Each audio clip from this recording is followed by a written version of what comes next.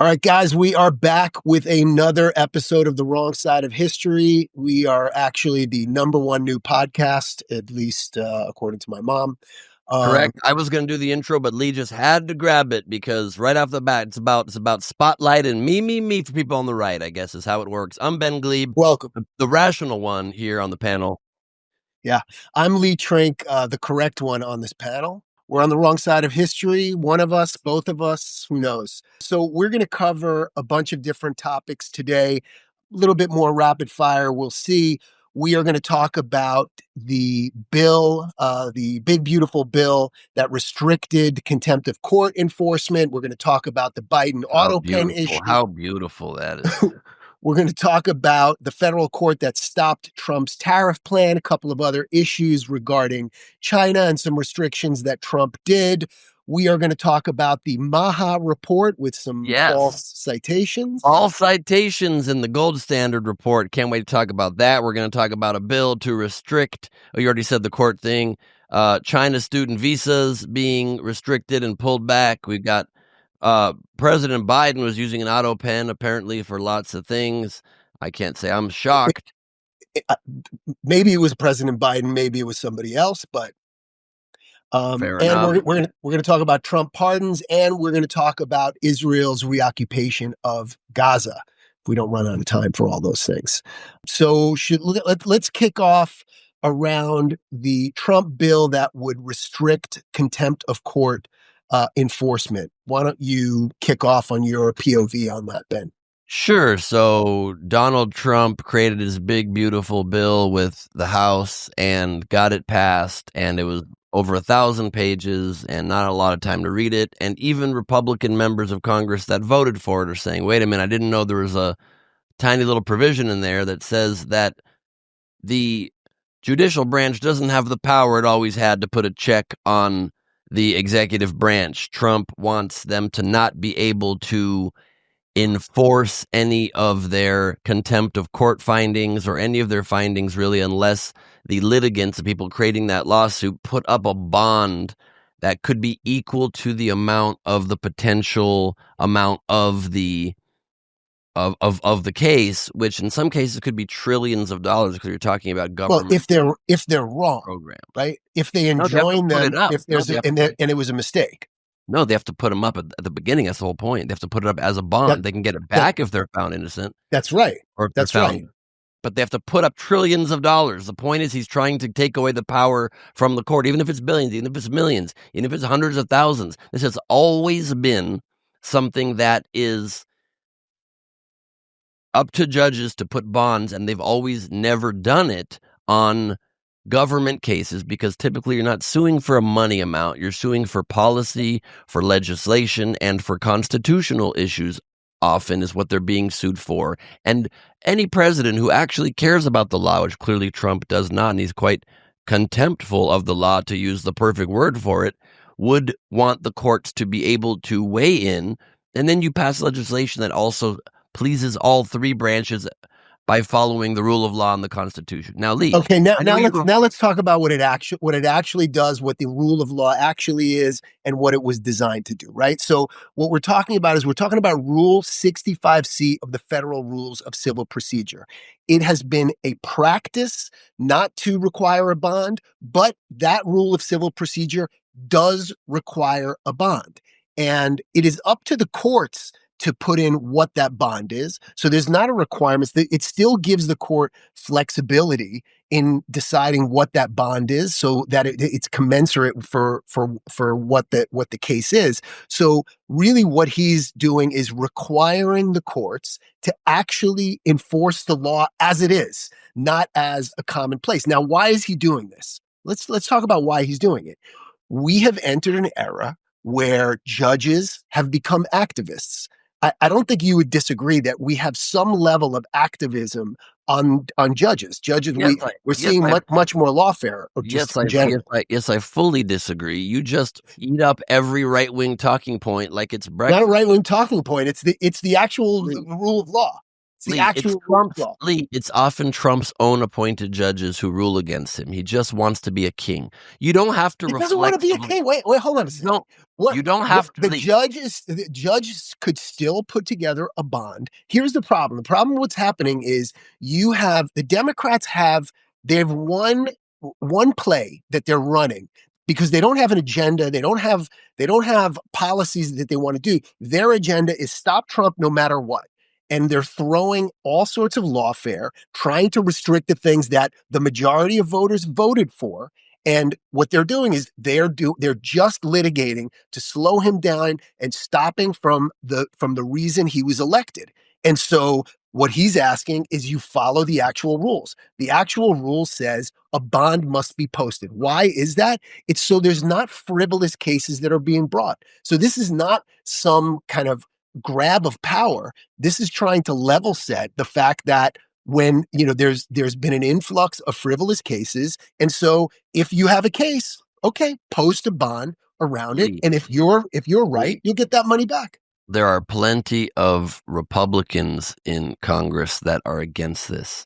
You don't have to Okay, it's you don't have to reflexively support everything Trump does. I'm not.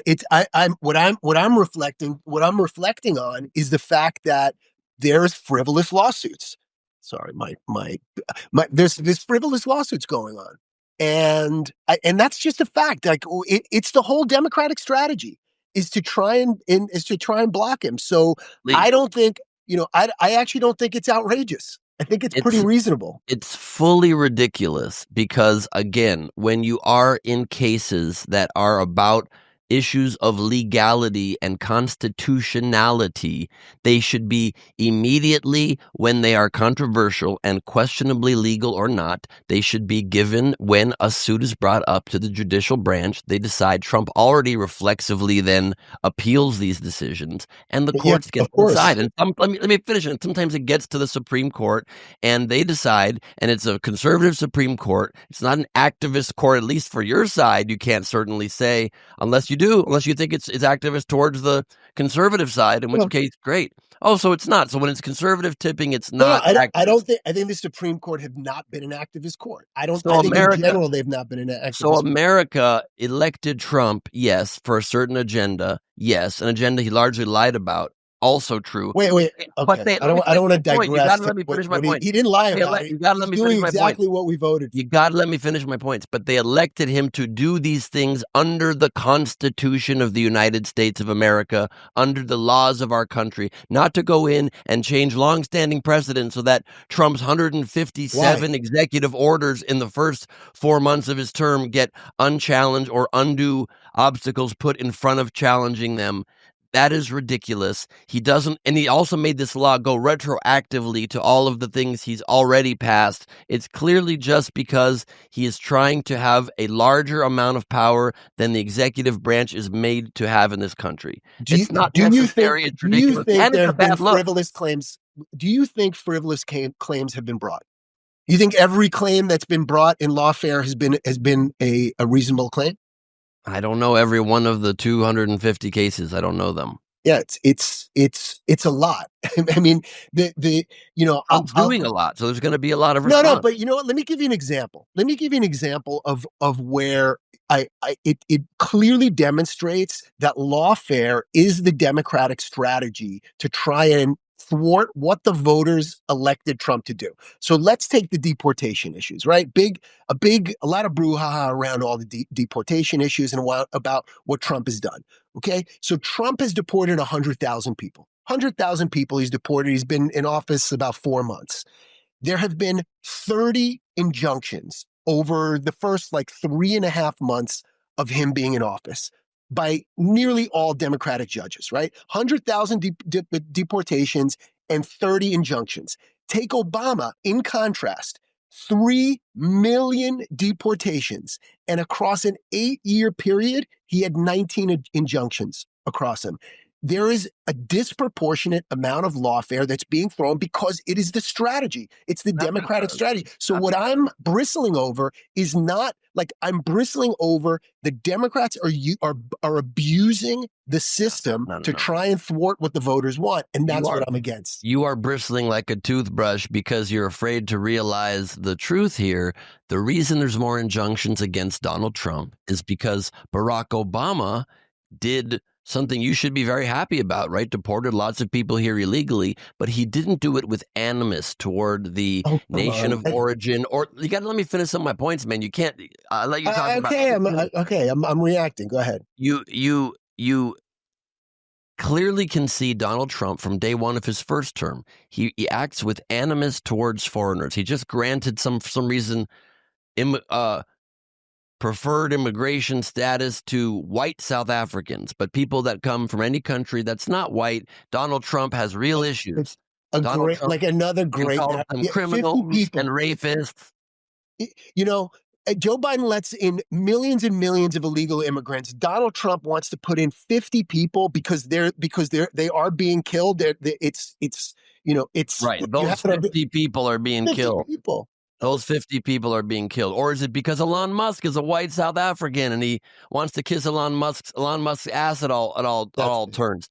That's the country that's Trump's big priority now. Somehow is South Africa suddenly is his big priority. Listen, he's the most pay for play guy. He's the most pay for play guy in the world. Let's take it to the topic of him trying to revoke the student visas of Chinese students. How do you feel about this issue? And you can summarize it if you'd like and tell me why you think it's good. Yeah. So what Trump is doing is Trump is putting restrictions on student visas coming into America and into American universities. And why is he doing this? He's doing it because a few years ago, the Chinese Communist Party created a law that requires Chinese citizens to spy on, I mean, when we're talking about America, to spy and to return information to the Chinese government. And so is he doing it because he's against Chinese people? No. Is he doing it because the Chinese Communist Party ruling China are bad actors? They are bad actors. They're terrible actors. There's a law in China requiring all Chinese people to spy on the U.S. That's correct. That's correct. I've read up on this quite a bit. Never heard that. So they put in. I think it was in 2017. They passed something, and you already have examples of it. Like the Chinese have had a long-standing history of stealing IP, stealing different secrets, abusing intellectual property rights, and so this is a reaction to that. I think that China does everything. China will do any underhanded maneuver in order to advance their interests. And what they're doing is they're sending their citizens over here in droves in the hundreds of thousands. And as a result, we have some issues. There's been some issues where there's IP that's been stolen. And so this is a reaction to that. And by the way, we're in an overall, like there isn't a kind of a more existential battle that we have with China, right? And I think that we, in the past decade, maybe more, we have ignored the threat that China poses to America, to American national security. And I think what he's finally taking it seriously. I mean, do you not agree that China in general are bad actors as it relates to all of these issues?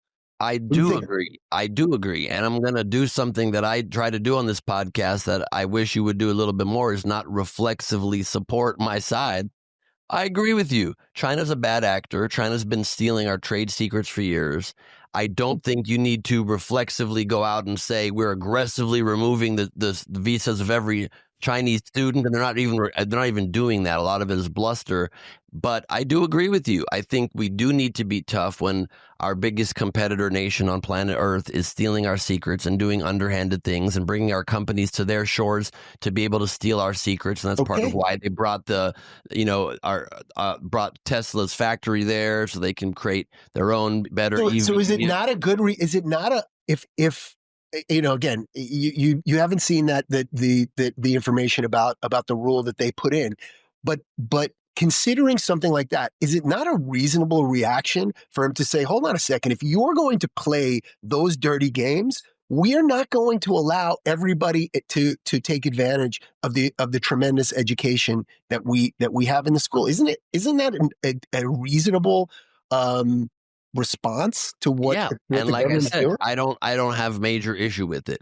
Isn't it reasonable to also say when people are challenging your president's things to his laws, his executive orders being put in without Congress, to let the courts do what they do and appeal it, but not all of a sudden require them to put up money to challenge his? Can you admit that? Can you just say that's not necessary and it's an overreach and it's Trump I trying to increase his power? I think what he's trying to do is he's trying to combat lawfare. I see lawfare. Always a conspiracy against Donald Trump. That's all it is. It's not that. It is. Come on, it's become a new thing. It's using lawfare for the wrong purposes. And I'm telling you, as an attorney, And it's like a witch one hunt. of the, It's a total witch hunt, and it's really Trump's never done anything wrong, and it's just a hey, total it's witch not that hunt he's again. not ever done anything wrong. Of course, he's done things that are wrong. And when I disagree with him, and there might be a subject that we're going to talk about later that I may agree with you on. But as it relates to both of these things, I Okay. think there is lawfare. What are you going to do about it? If they're going to fight that way, All right, we don't he's need to go going to back fight to it. the I was other way. just trying to make a point to go back. But then Okay. relatedly is the issue of the Trump administration also restricting the software to go to China Okay. that allows them to create these chips that are needed for AI programs and are needed. Yeah. And I think that's fine. I think it's Okay. totally fine. They've been stealing our secrets. I have no issue with it. The only issue, actually, I really do have a slight issue with it, is that it's just ham-handed the way that they do it, because they don't do these things in ways that protect American companies and American chip manufacturers. China is one of their big customers, and it's affecting their bottom line. But I do think security and keeping our advantage is more important. And so there's going to be sometimes winners and losers as policy changes. I'm okay with that. Cheers. Okay. Cheers. My Cheers. coffee, since we're recording this one early. No alcohol today. I got a coffee too. I'm not talking to you for 10 Okay. minutes. It does make me wish I had alcohol. So let's. I think we've covered those topics. I think we've done enough of those things. Maybe let's move on to the Biden Autopen. I'll call it a scandal. I'll call it it's either a scandal or a cover up. Would love to get your thoughts on. Summarize it for us first. Sure. So it's upon review of people were reviewing the signatures on Biden's executive orders and come to find that through data and analysis that a tremendous amount of them were signed by Autopen. Now, signing by Autopen is allowed. It's not that it's forbidden, it's allowed. To me, here's the problem when you take the Autopen issue and you put it alongside the other issues that we just found out about. The administration covered up. That was a very loud noise, whatever you just did. Try not to do that again. That was sounded like you just karate chopped the mic with a stack of papers. Hiya! So when you lay this across the other issue of the covering up of his health, when he had reduced work hours, when people were covering for his health, and there is a question about whether Biden was really in charge of the decision making, as we were led to believe or misled to believe, and you add this Autopen issue where you see a tremendous amount of these executive orders were signed by Autopen. I think it calls into question who was running the government. Who was running the government? So for him using an Autopen to sign the executive orders, while they're hiding the president's cognitive decline, and the administration is doing it, his cabinet is facilitating, the liberal media, the liberal legacy media, all lined up, failed catastrophically to question, his health, and told us not only told us not to believe our eyes, mocked us, berated us when anybody come in. I think it's really scary, and I don't know who was running it. much like the right-wing legacy media lines up to cover up Trump's crimes and his treason and his attempts to overthrow the government. Let's No, talk. I just let When you you talk have an for issue to 90 for talk about, 9 let's talk about Trump. this issue. We're talking about Okay, this but you issue. can't Let's cut start off on every time I speak and not let my points land. Okay. Let me finish my points. I'm letting you give your speeches. Let me reply.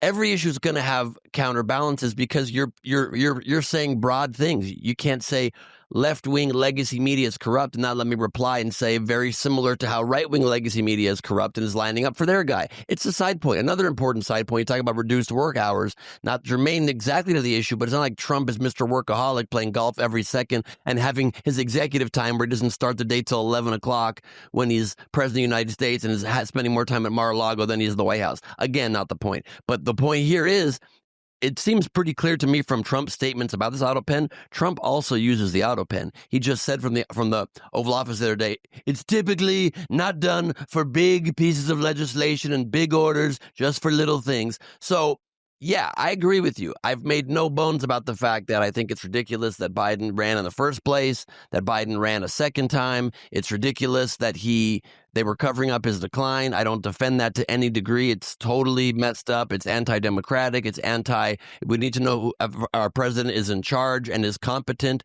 Totally agree with you. But Trump is doing, can you acknowledge this? Trump is doing his typical thing, not being a responsible, measured leader in bringing up the issue just as an issue generally. He throws conspiracy theories out. So instead, what he posts on Truth Social is, he used these for the pardons. All of his last minute pardons are invalid for his family, for the J6 committee. They're invalid, should be tossed out, with no evidence whatsoever that Biden used the Autopen for any pardons whatsoever. Can you acknowledge that?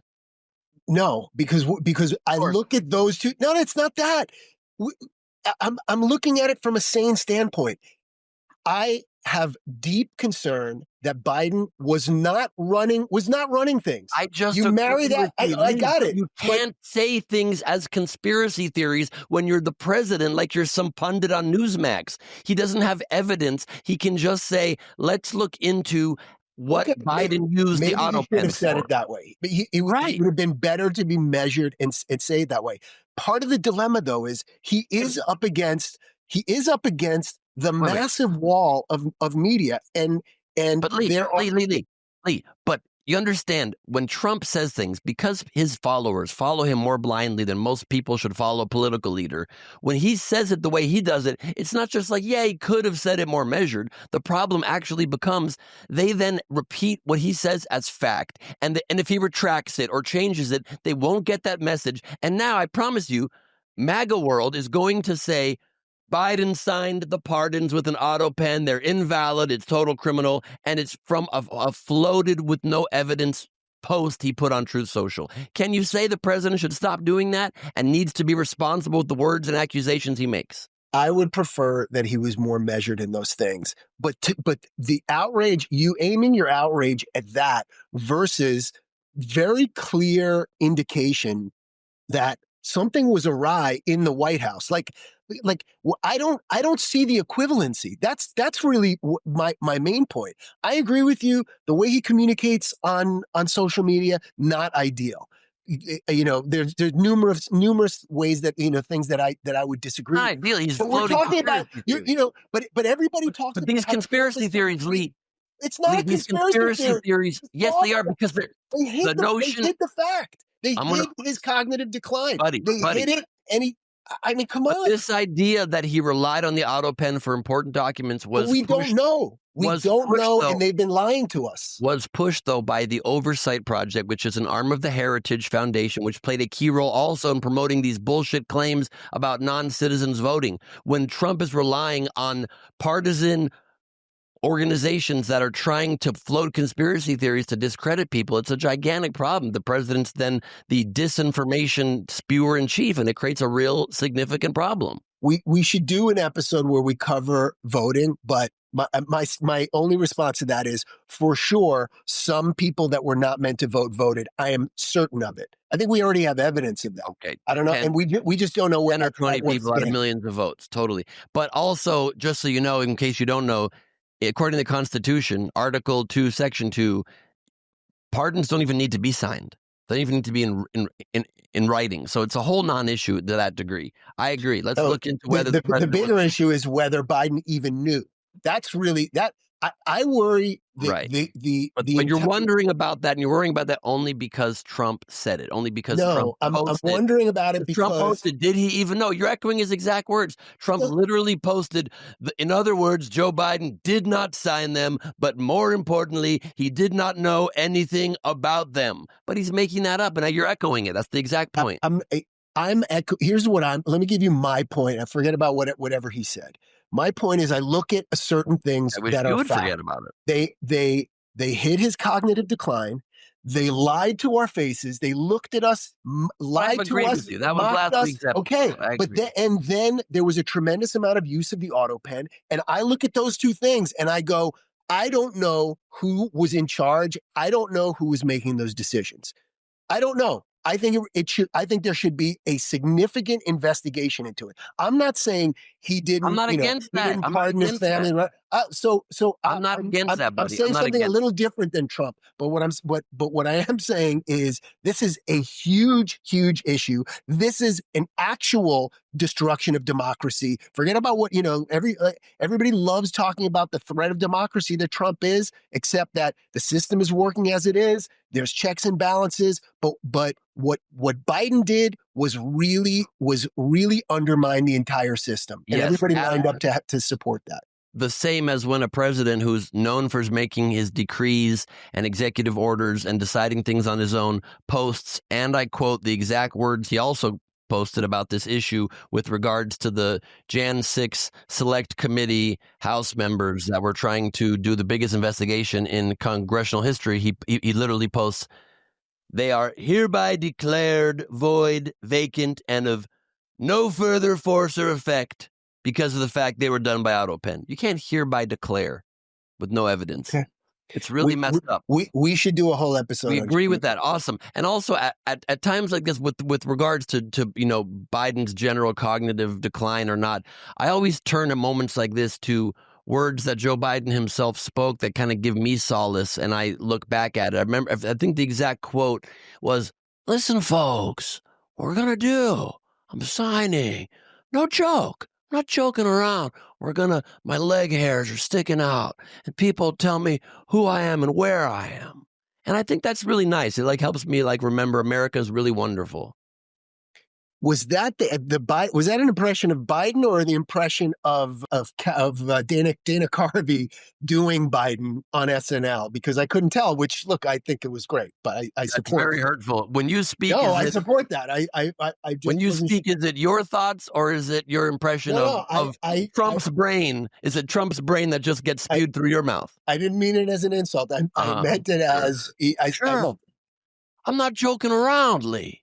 I think you talk with Trump's mouth. And then where's his mouth? On his ass. I think you get that. All right. Shall we move on to another topic? Why don't we talk about... Good idea. Okay. How about Trump's pardons? Talking about people receiving pardons seems like the perfect transition. So Donald Trump has been pardoning, of course, people that are just his buddies, that are his friends, people that have donated to his campaign. He's doing it also midterm. Well, that I at least think is good to do it midterm, so there's time for scrutiny. But once a pardon is declared, it's official and it can't really be undone, which Trump knows, and so why he shouldn't even be saying anything about Biden's pardons at this point. But regardless, he is pardoning reality stars like Todd and Julie Chrisley from Chrisley Knows Best, who were convicted of conspiring to defraud community banks out of $30 million, sentenced to 12 and 7 years in prison. Then their sentences were reduced. Just sets them out of prison because they're fellow reality stars, just like him. To quote to you from the New York Times, Trump is employing the vast power of his office to redefine criminality to suit his needs, using pardons. The New York Times. To inoculate criminals he happens to like, downplaying corruption and fraud as crimes, and seeking to stigmatize political opponents by labeling them criminals. So that's something that is the big problem with what Trump's doing. Usually pardons are done for people whose cases actually are questionably, maybe they were put in prison for things they didn't commit. There's a lot of evidence on the other side.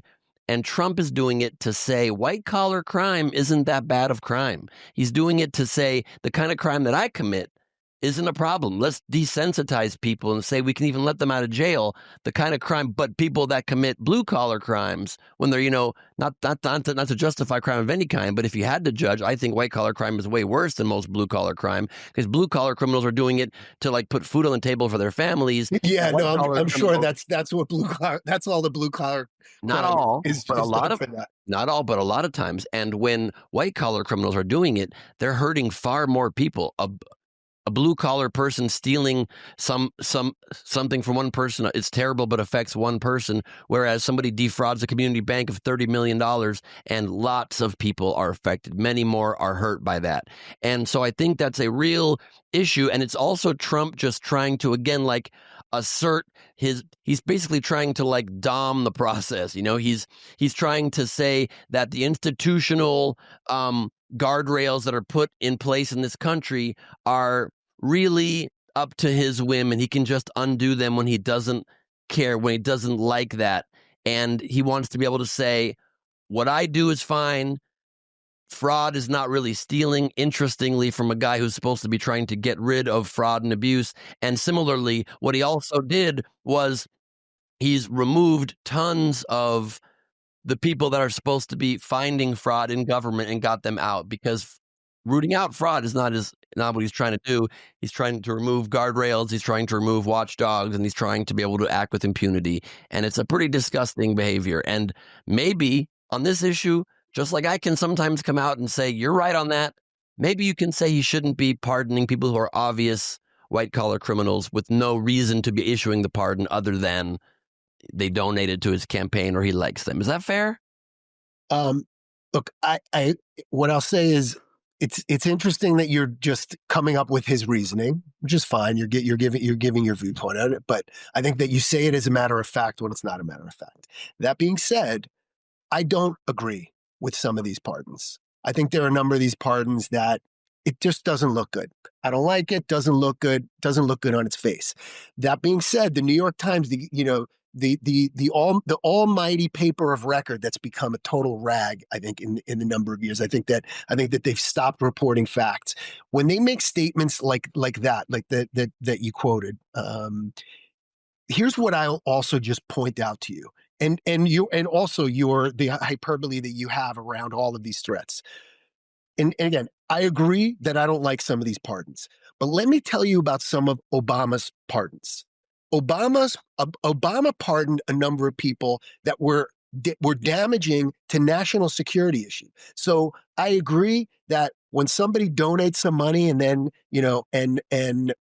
somebody in their family gets pardoned, although I think that I can give you a little story about how these things work. And a lot of times people donate some money to be able to get in front of somebody to pitch their case. I might as well tell you now, I used to work with somebody who a big part of what he did was to try and get sentence commuted. He donated a huge check so he could sit across the table at dinner to Bill Clinton, and he eventually got 17 people pardoned, and he wrote that check just so he could have the audience. So sometimes it's not a pay for play exactly. That is pay for play, and that's not exact.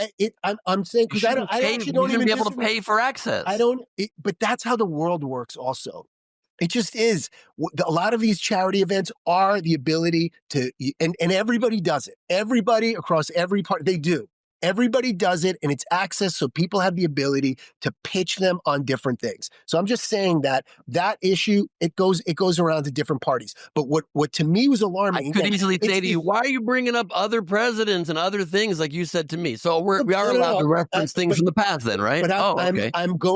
What I'm talking about is when you make those broad statements about why he's doing it. But you saying left-wing legacy media is out to line up behind the Democrat Biden. I can't say that, though. Ben, I can't counter that. Ben, it is the most outrageous. The cover-up of President Biden's cognitive decline is not dissimilar to that. I mean, come on. It's like I'm just making the point that you didn't want me to make a reference to another administration. You're doing the same thing. So if we're allowed to do that, we're allowed to do that. I guess we're allowed to do that. Great. So Chelsea Manning leaked classified documents to WikiLeaks. There's another one. Oscar Lopez Rivera linked to 100+ bombings. He was commuted. Another one leaked classified information on Iran cyber attacks. Obama commuted. That's just a few of them. Biden, we all know the big one with Hunter Biden. We know that him, that one again. When they were just presuming that Trump was gonna pardon his children, everybody went bananas and everybody was silent around Hunter Biden. The other one, you talk about damaging a lot of people. Who did President Biden pardon? Fauci, who we're starting to learn terrible things about. Not only, it's one thing to make a mistake, it's another thing to lie and to cover up information and to hide it from the American Fauci, people. the guy that Trump had as his director of health and did press conferences with every day during the pandemic. Yeah, well, he was in charge. Yeah, well, we came to find out. They could have fired him, or he could have had other people. There was already the book out. There was already Robert Kennedy's book out. There was already all the things. He didn't. He just had him because Trump doesn't care. Because if people don't donate money to Trump, he doesn't protect you at all. To your statement about pardoning people who negatively affect a lot of people. And also, really quickly, programming note, if you're playing along with our drinking game here on Wrong Side of History, every time Lee Trink mentions Hunter Biden on an episode, you drink and you're plastered, because we can't get through an episode until somebody on the right uses as the best example they can, the son of a president who never held public office. I'll give you the last one. Biden pardoned somebody who embezzled $50 million. So all I'm saying is ratchet down the anti-Trump rhetoric as if he's doing things that have never been done before. I guess the real answer is, again, I go back to, I don't like it. I'm not excusing that he did it. All I'm saying is that evidently, all of these presidents are doing this nonsense. And so he's not some special threat. Yes, he is, because he's the only one doing it for personal reasons. The other ones were presented. What's the personal reason? Because they donated to his campaign, because he likes people that are famous, because they butter him up. Unfortunately, too common. Unfortunately, and since it's a good debate practice for you to be able to list past presidents' pardons, let me then list some of the current ones of the current issue we're talking about here. Some other people that received pardons from Trump was a confessed tax cheat whose mother was a Trump fundraiser, a donor after Trump's 2016 victory who was convicted of campaign finance crimes, a former Republican congressman from Staten Island who used Mr. Trump's witch hunt argument to defend himself against tax charges was convicted anyway, a labor leader from Long Island who failed to report $300,000 in gift, the husband and wife reality team that I already mentioned from defrauding banks of more than $30 million, the co-founder of Death Row Records who's serving a long sentence for conspiracy to commit murder, but endorsed Trump. Hey, I hung out with Suge Knight. He was a lovely guy. Okay, that's just like Bill Maher hanging out with Trump and saying, that guy wasn't in the White House. First of all, I'm joking. And second of all, I'll take all of those before the Obama pardon of somebody linked to 100 bombings and people that are leaking classified information to our enemies. The two are not the same. Yeah, they're both. And again, a story for another day. I almost got probably murdered by Suge Knight one time because I thought he was Rick Ross, and I kept calling him Rick Ross, and he tried to get me into his car. Well, that sounds like you deserved it. I might have deserved that. I mean, they looked similar, and I was drunk at a hotel in Vegas, but it was not good. He was like, "Come on, man, come with me." I'm like, "Rick, let me get a picture." And he tried to get me into his car, and luckily, right before I got in the car, somebody went up and said, Suge, we're big fans. And I'm like, Suge, and I got the fuck out of there. Suge was a delight. The night the night I hung out with him was a positive delight. Of course. But also, just talking about the more general issue I alluded to it a moment ago, but I found my exact reference here. Inside the Justice Department, Trump has been dismantling the units that investigate public corruption, fraud, and foreign interference in U.S. businesses and elections. The department's Public Integrity Unit, which has been responsible for overseeing investigations into political figures, has had... Okay, are you reading things into the record now? Let me finish my sentence. Has had his staffing cut to under a dozen from about 30 just last year, according to current and former officials. They cut it from 30 down to 12 this year. And so when you're trying to root out fraud, maybe don't cut out the fraud people. It just isn't a good look either. Okay. Should we move on? Let's move on. Yep. Okay. You want to talk about MAHA? The MAHA report? We only have like 3 things left here: Israel and Gaza, MAHA, and the tariffs. So sure, let's talk about MAHA. Why don't you introduce it? Well, maybe we should do tariffs. I think that's maybe a meatier topic. Great. Oh, because the other one is just so clearly your side being super shady, but sure. Okay, so you want to frame the issue with the tariffs being blocked? I mean, basically, it just, again, a court has said that Trump does not have this unilateral power to impose sweeping tariffs. He's doing it under this emergency threat statute from long ago, that if we're under direct threat from foreign governments, you can do things to protect our national sovereignty, to protect us under extreme direct threat. And they ruled that that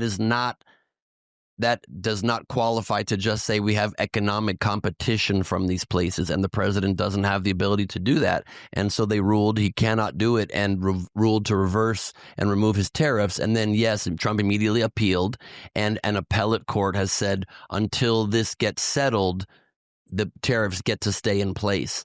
But it looks as though, as many believed, Trump just doesn't get to do that. It's the Congress that gets to decide the power of the purse, and it's Trump just deciding that he has the ability to do things regardless of what the actual law dictates. And I think that's a problem. I'm glad the courts are finding that so.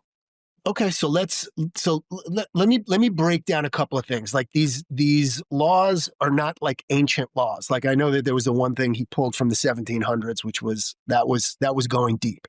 There's 2 different acts. One is the Trade Expansion Act of 1962, which gives the president the authority to impose tariffs based on national security issues. That's one. Then there's the Trade Act of 1974, which gives the president the ability to create retaliatory actions against foreign trade practices that are deemed unfair or in violation of trade agreements, right? So those are the 2 things. That is where, so it's not like he is coming out of left field. But that second one is not the one they are citing in most of these, because there aren't unfair trade practices generally happening here. Trump's pretending that these are trade imbalances. But I think that's a matter of opinion. I think when in fact they're not tariff imbalances. He pretends like there's tariffs being put on by these countries, and he doesn't mean tariffs. He means trade imbalances, which sometimes there will be. There are certain small nations that provide things we need that don't need certain things from us, and that's just what happens in a global economy. But that's not the big issue. The big issue are things like cars, where we get tremendous tariffs on American cars. It's why. Do you ever see American cars when you go in other countries? You never do. I almost never see American cars. They like tiny little cars there. They enjoy little short cars. But it's also, they don't, because Americans have punitive taxes, punitive tariffs on our cars. So to me, those are, if he wants to take retaliatory action, that makes here's what I'm saying. Forget about the ruling. I'm not going to give you the ruling. What I'm saying is, it's not like he invented some crazy reason or he's twisting something in order to try and justify these. You have 2 acts that on their face, I think his argument is that there's national security issues on one set of things, and the others are retaliatory. Right? Now let me add another feature to this. Who brought these cases? They were just some plaintiffs, just some individual citizens. To me, I don't understand why they would have standing in order to fight against something that it's really Congress. It's notable to me that Congress, they didn't complain about this. There's nobody in Congress that said the president is stepping on our toes. If they did, I would actually have more. I would be. Of course, you don't think Democrats in Congress are saying that? They haven't done it, but they're not the ones that have brought this case. These were plaintiffs, and so you have the International Court of Trade, the International Trade Court, and I don't know that they have standing for this, and I don't know that this is the kind of law that the International Trade Court, the U.S. Trade Court, is meant to rule over. Lee, so the IEEPA that you're referring to, the International Emergency Economic Powers Act, right? It requires a foreign emergency nexus, and the court just ruled that generalized economic concerns like trade deficits do not qualify as the, quote, unusual and extraordinary threat. And I think they're looking at it wrong. According to the National Law Review. Do you think the issue on the chips? You agreed on the issue with chips and China, Sure. right? Sure. Those are a national security issue, right? Are those national security issues? They're, I don't know if they specifically are not. If China wins the AI race, we're in deep doo doo. That's why. Yeah. That's why Yeah. it's a security issue. And here's the other thing that Trump is starting to talk about. And I actually I do agree with this. Trump is looking at some of these trade practices as national security issues. They are. He's looking at the long tail. He's looking at the trajectory, and he's saying, because like we have allowed these countries to pick us apart.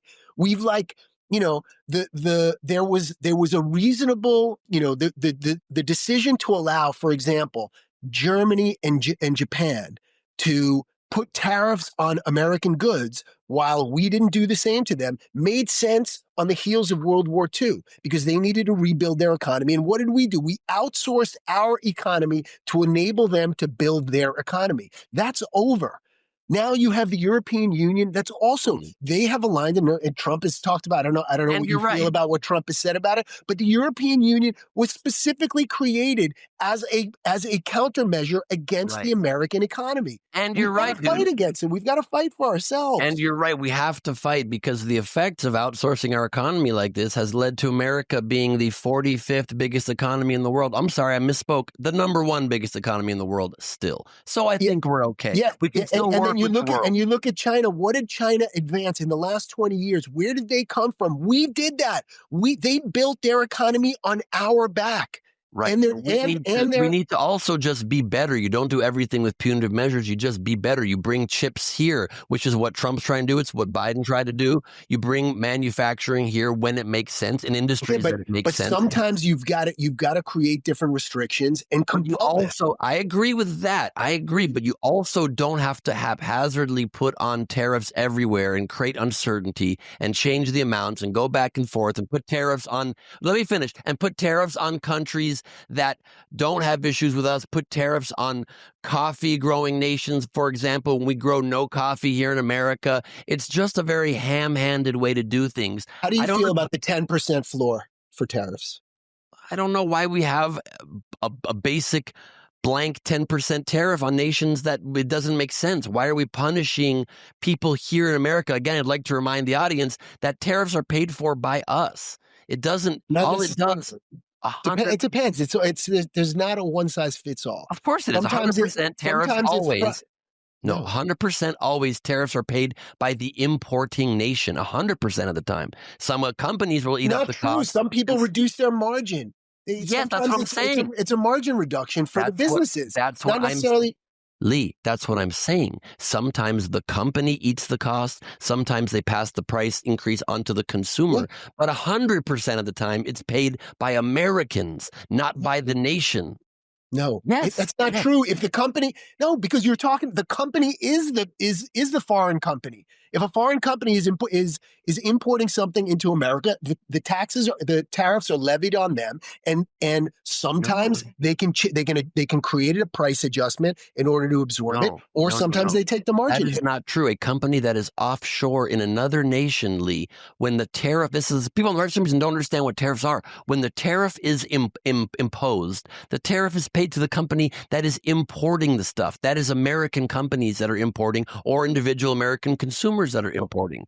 Those are the people. There could be foreign companies too. The foreign company, if they are based here, they're not a foreign company. The foreign company that is selling things to America do not pay the tariff. They suffer from the fact that the whole point of the tariff is that maybe we're going to do then less business with those companies, and that hurts them in that way. But they're not paying the tariff ever.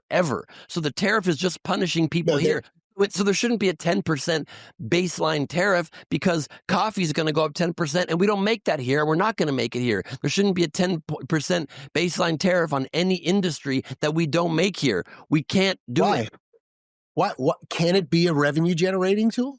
Why can't it be a revenue? Certain things that our environment isn't suited for. We can't grow in our environment in America. But that's not the point. Is something different. The point is the point of the 10% tariffs are to say, if you want to access you as a foreign entity want to access the American economy. We're going to put a foundational tariff on ourselves, well, we're going to on your goods, on and but ourselves. by So the way, if it's but you're goods also that we looking at don't make, tariffs. then it makes no sense.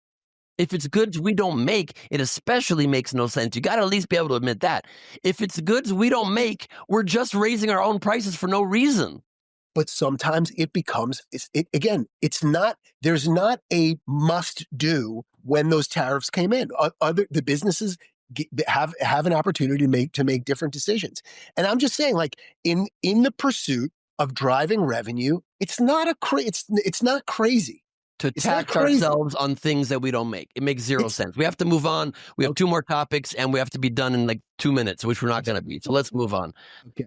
But I'm glad that MAHA. You want to do MAHA or Israel? Yes. So basically, the Trump administration, the Health and Human Services Department, as led by RFK, came out with what they called the gold standard report on children and how different medicines and diseases affect them. And they're trying to come out and really push their agenda and their view of things, and said it was I'm trying to find the exact quote here. I don't have the exact quote in front of me, but said it was literally the gold standard. They said that and there was a ton of made up citations. There were articles. Not a ton. Okay.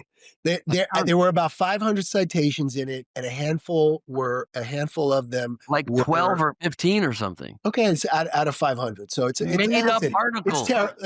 It's terrible. Let me finish saying what it was. Made up articles, made up citations, made up authors. Some of them didn't exist. Let me finish. Some of them didn't exist at all. And some that they did cite beyond those handful, they took the exact opposite conclusion of what the paper's conclusion was to suit their agenda.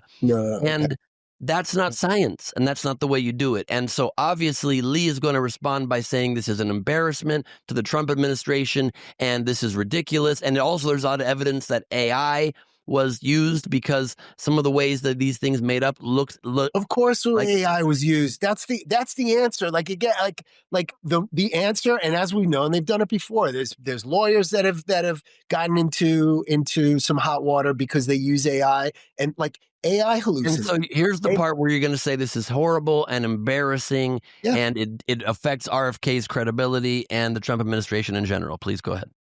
It is embarrassing. It's terribly embarrassing. I think it's a big fuck up. And but the findings overall are unchanged. If you net out the mistakes that were made, the findings are no different. So the conclusion of it is no different.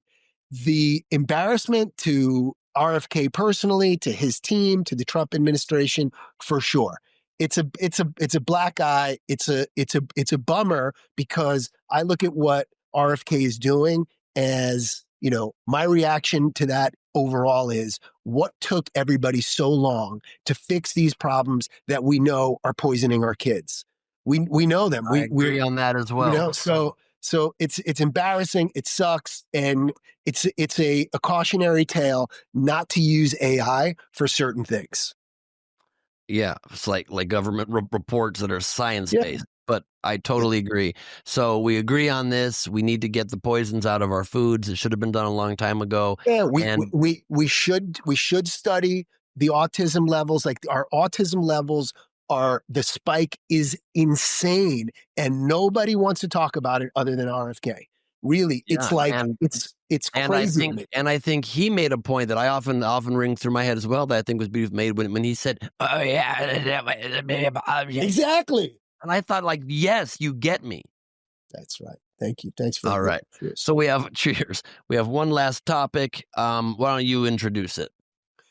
So yeah, we are talking about Israel and its latest campaign into Gaza, what it's been doing, its encroachment, and I think you should frame it. I think you should frame the issue of how you look at it, because I may look at it differently. We might agree on things, we may not. Well, sure. I mean, you can talk specifically to the encroachment into Gaza. Yeah. if you'd like, or if you want to add to what I'm saying, but basically there's two issues. It's not just into Gaza, it's into the West Bank too. So Israel's been expanding, using this opportunity of the war in Gaza and the distraction of it and the reasoning for it, the moral reasoning for the war in general, I certainly agree with, but I don't agree with all of the ways in which this war is being carried out. And they're expanding rapidly settlements in the West Bank. They're being oftentimes violent, uprooting people in the West Bank, which isn't even part directly of this war. And in Gaza, not only have the people been displaced now many times, and I've, defended it when it makes sense to go after Hamas strongholds, and we've said from the beginning that if just by the definition of terms, I hate when people use terms against Israel that are not accurate, and it really is very damaging to the one Jewish nation on earth, to the one safe haven on earth. But then it doesn't help our cause at all when the government of Israel and the military then goes ahead and does things that meet these definitions. And the new policy, it seems, under Netanyahu's government being pushed by his far-right ministers, Smotrich and others, is to actually reoccupy all of Gaza. And that seems to be the new plan. At first, it was just we're taking a safety corridor. Then we're taking a corridor both near Israel border and near the Egypt border. And then we're taking over the distribution of aid to make sure Hamas doesn't get it. Things that, if done in reasonable spots and in contained places, maybe make sense. And now they're just saying we're going to reoccupy all of Gaza. And there are people in the government like Smotrich and others, like I've said, that are saying far worse and saying we need to get rid of all people in Gaza and move them elsewhere. And Trump obviously has been saying similar things. And that is ethnic cleansing. That's the definition of ethnic cleansing. And you can't do that. And I mean, you can. Israel has a stronger military, obviously, by far. I don't see the purpose. I think it's incredibly counterproductive. It's incredibly cruel to the people that have been suffering already. And you lose also any moral high ground that you have left, which already was very little in the eyes of the world. And public opinion matters and world opinion matters. And I don't understand the reasoning for it. I think it's cruel and I think it is very harmful. I don't think Israel, I say we because I'm Israeli, part Israeli, I don't think we need that territory.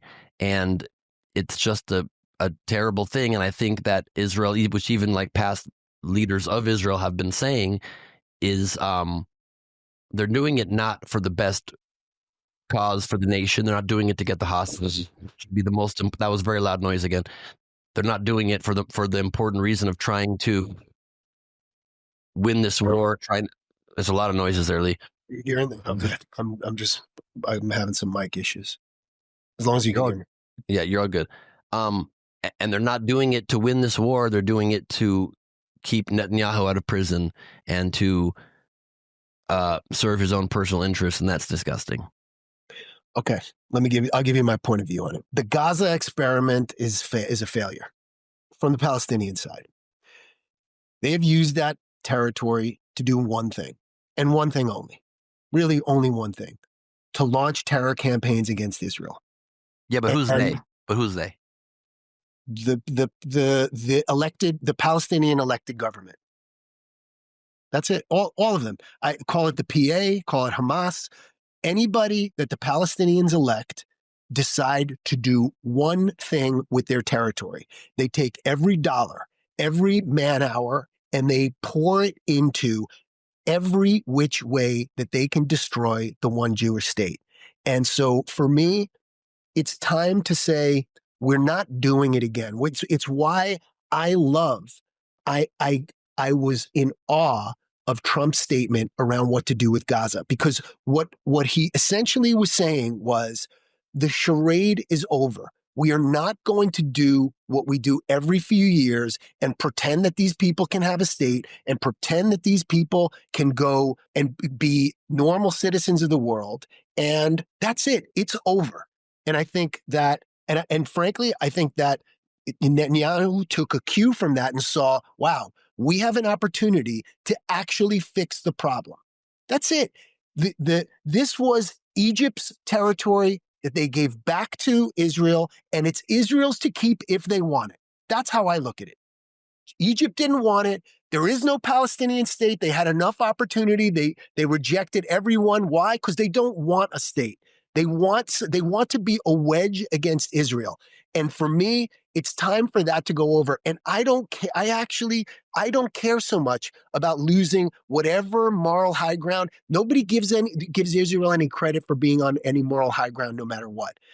They send doctors into Gaza. They bring children into Israel to treat them. They treated that fuckface Sinwar and cured his brain cancer, and it's enough. So for That one me, was a mistake. I think it's time actually do it now. What I'll take issue with you is it is ethnic cleansing. No, it's ethnic cleansing if they start murdering people and start no.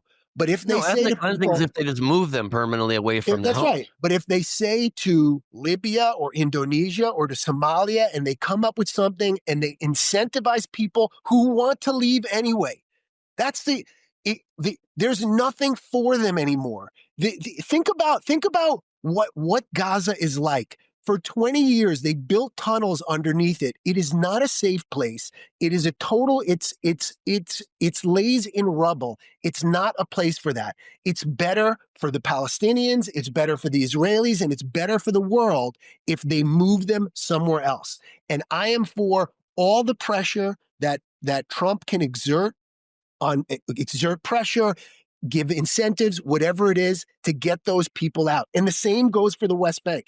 Yeah, the West Bank wasn't part of this conflict, except that they started ratcheting up all of the terror campaign. And so I look at it and say, it's time to end the charade.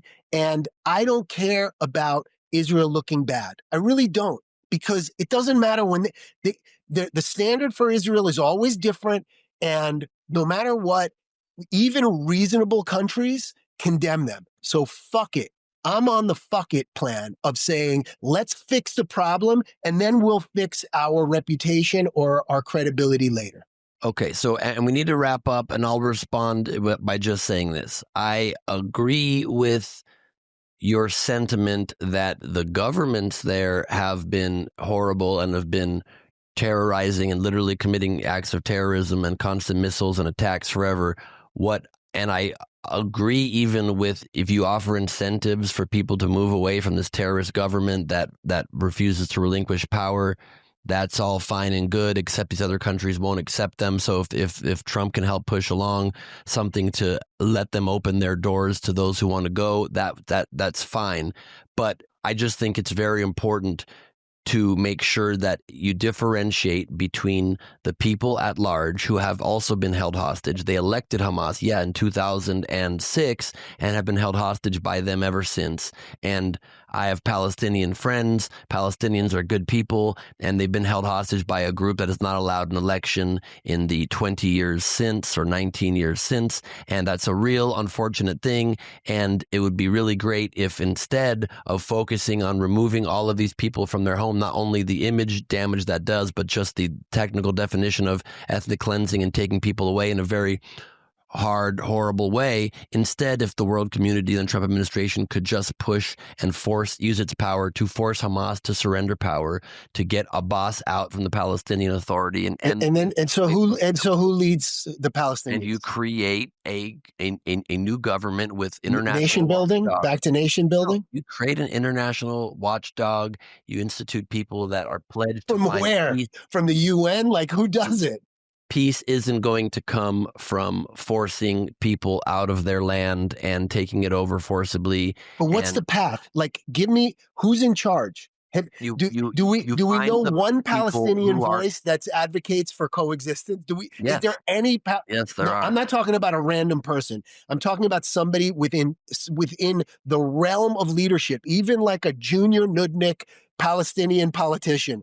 I've never heard one. I've never heard one even junior leader say it's time for us to move past being this wedge against Israel, and it's time for us to start educating our people around what coexistence looks like.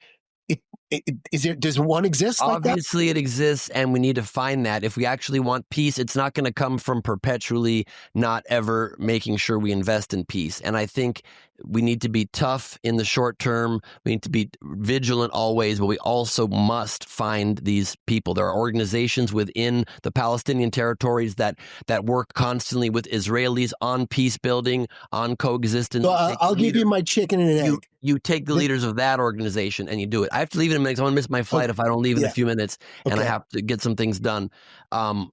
We need to be tough. Like I said, we also need to find peace. And there are, of course, organizations. You find the leaders of those and you build them up. The day you can tell me who that leader is, the day you can tell me who that leader is the day I will start thinking about what does it look like. But until that day, it's time to end the charade. It's time to end the Gaza and the West Bank experiment. It's Judea and Samaria. It's time, whether it's whether Gaza is an international city, whatever it is, it's time to end the charade and change. Your big dream of a Trump Tower in Gaza with a gold Trump statue will soon be realized. That seems totally reasonable to me. Insanity. But we both agree that Israel needs to survive and thrive as the one Jewish state in this world, and that people need to stop acting like that question is up for debate. And let's end on that point of agreement, because it's insane for any people to be asking for their own state when they don't grant a state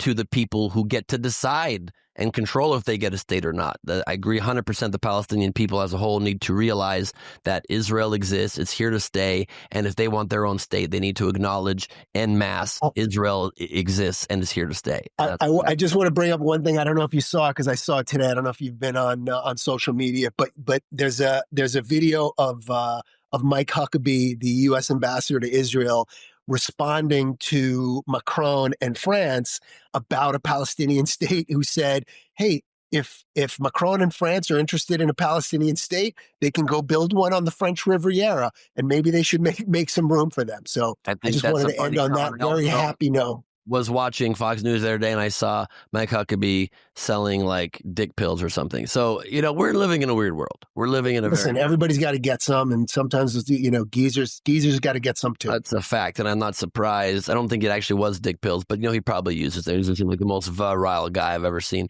Anyway, if you can follow me at Ben Glebe on Instagram and all social media, at Lee Trink on all social media. Thank you for being with us. As always, a very interesting, intriguing conversation. A lot of food for thought. Most importantly, we're having the conversation, so we're not stuck in our echo chambers just thinking the other side is a demon. We realize together live that we're all demons. I'm kidding. That we're all good people trying to find our way in this world. Like, comment, subscribe, tell us what you like, tell us what you didn't. Feel free to tell me that I'm right. Tell friends about it. Feel free to tell Lee that he's right is the real message here, and or that he's, as usual, on the wrong side of history. We'll see you next week.